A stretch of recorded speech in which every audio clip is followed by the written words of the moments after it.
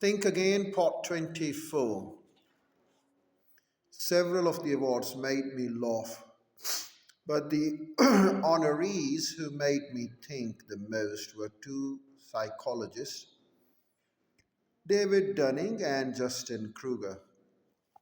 They had just published a modest report on skill and confidence that would soon become famous. They found that in many situations, those who can't don't know they can't. According to what's now known as Dunning-Kruger effect, it's when we lack competence that we're most likely to be brimming with overconfidence. In the original Dunning-Kruger studies, people who scored the lowest on tests of logical reasoning, grammar, and sense of humor had the most inflated opinions of their skills. On average, they believed they did better than 62% of their peers, but in reality outperformed only 12% of them. The less intelligent we are in a particular domain, the more the more we seem to overestimate our actual intelligence in that domain. In a group of football fans, the one who knows the least is the most likely to be the armchair quarterback, prosecuting the coach for calling the wrong play and preaching about better playback. This tendency matters because it compromises self awareness and it trips us up across all kinds of settings.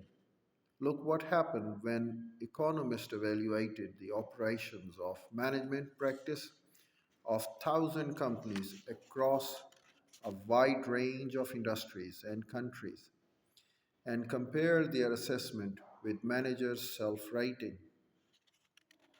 Well, we can see the self assessment of performance matched actual performance.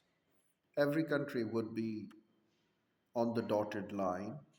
Overconfidence existed in every culture, and it was most rampant where management was the poorest. Of course, the management skills can be hard to judge objectively.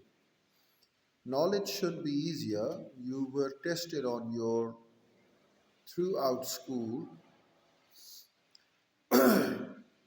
Compared to most people, how much do you think you know about each of the following topics? More, less, or the same?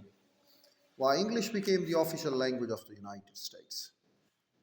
Why women were burned at stake in Salem?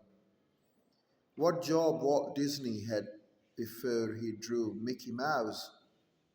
On which specific human first laid eyes on the Great Wall of China? Why eating candy affects how kids behave?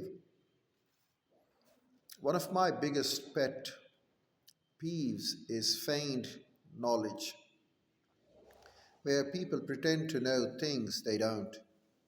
It bothers me so much that at this very moment I'm writing an entire book about it. In a series of studies, people rated whether they knew more or less than most people about a range of topics like these, and then took a quiz to test their actual knowledge. The more superior participants thought their knowledge was, the more they overestimated themselves, and the less interested they were in learning and updating. If you think you know more about history or science than most people, chances are you know less than you think.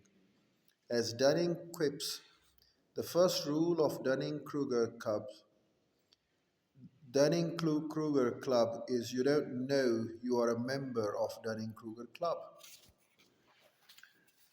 On the questions above, if you felt you knew anything at all, think again. America has no official language. Suspected witches were hanged in Salem but not burned.